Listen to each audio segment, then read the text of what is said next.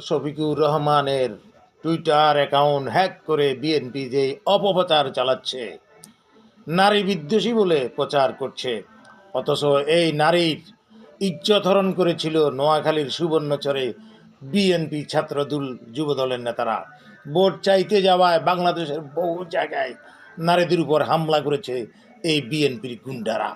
সারা বাংলাদেশকে একটা নরকে পরিণত করেছে এই বিএনপি। হলো নারী বিরোধী।